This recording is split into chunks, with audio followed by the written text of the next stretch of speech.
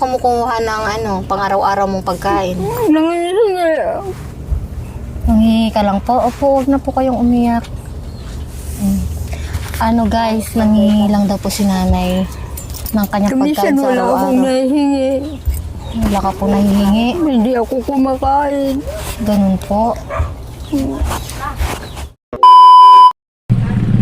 Ayan guys, si nanay, interviewin natin si nanay. May nakapagsabi po kasi sa akin na mag-isa na lang daw po to sa buhay. Hello nanay, punta tayo sa bahay mo? Sakay ka na dito na eh. Sakay ka na. Awitom din rin na, besaram. Kalak, mabuti na lang, may tikit ako. Ayan guys, si nanay, sinakay natin, pupunta tayo sa bahay niya. Ayan kakabsat ni, punta tayo sa bahay ni nanay. Para kami!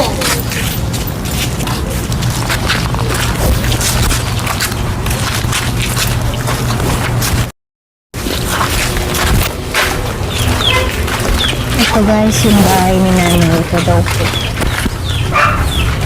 Yeah, lokatam! Malis na naman.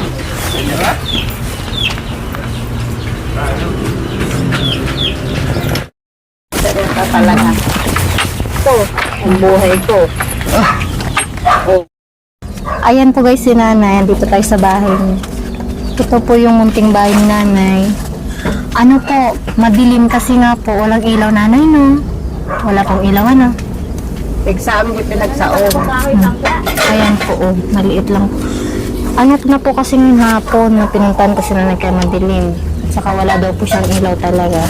Nanay, mag-isa ka na lang sa buhay, nay? Sumungbat ka. Ilang taon ka, nanay? Ano? Ilang taon ka? 78. Kalap. 78. Exam. Mag-isa ka na lang po sa buhay, nanay? Wala ka pong anak, ito po yung bahay niya. Ang sabi taon. Saan ka, nanay, kumukuha ng pang-araw-araw mong pagkain? Saan ka kumukuha ng pang-araw-araw mong pagkain? Nangihingi. Humingi ka lang po. Opo, huwag na po kayong umiyak.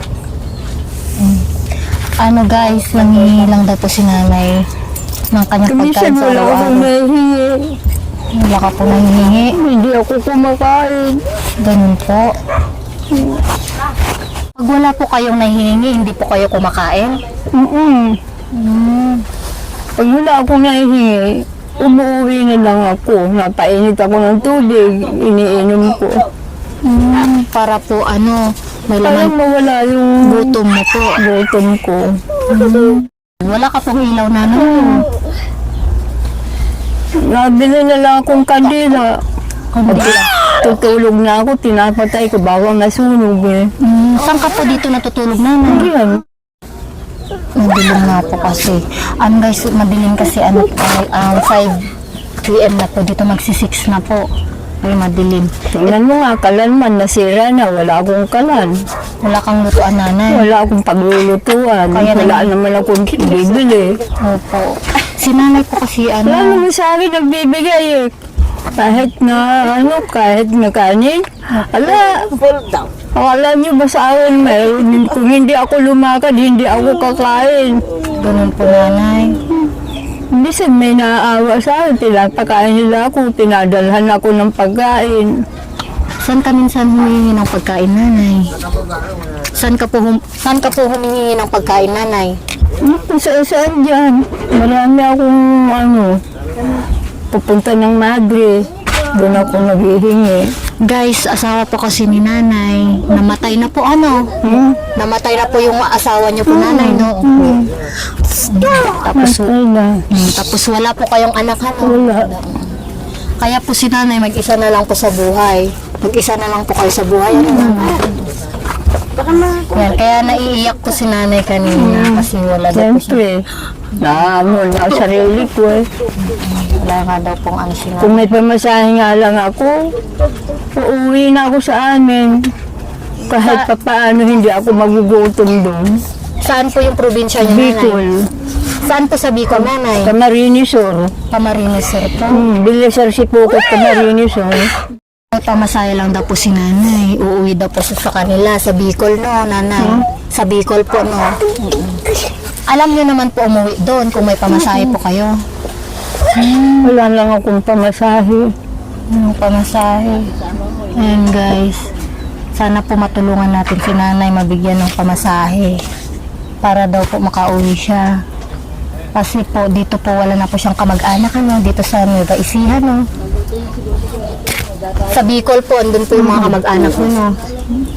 Andun yung mga kapatid ko. Wala na rin kaming magulang. Patay na. 72 years old ka na, nanay, no? 72 years old ka na, no? Bigyan kitang, ano, no? Pera, no? Wala akong pambayad, B. Alay, hindi po utang, bibigay ko po.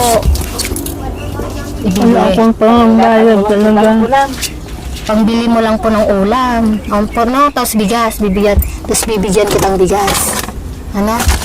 Oh guys, ano po kasi si nanay, may pagka, yung pandinig niya po may problema na po, kaya yung pag nagsasalita po ako, need ko po ilapit yung yung salita ko po sa tenga po niya.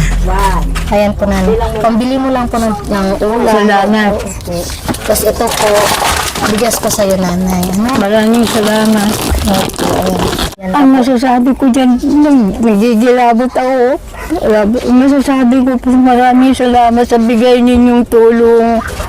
Sana nga po, marami pa kayong matulungan. Nakagaya kong naghihirap. Tulong dahil kung minsan may nagpupunta rin dito na humihingi sila ng pagkain sa akin. Ay pinibigyan ko kahit kanin. Kaya sabi ko, ang Panginoon hindi natutulog talaga. Tingnan mo nga ikaw, dumating dito, akalain ko bang may isasaing ako ngayon. Wala akong pansaing. Wala akong kahit piso, wala akong pera. Wala akong pera talaga. Po, nanay. Okay lang po yan, nanay. Makakaraos ka lang din po. Makakaraos ka din po. Opo, huwag ka na po umiyak. Ayan po, guys, naiiyak po si nanay. Kawawa naman po.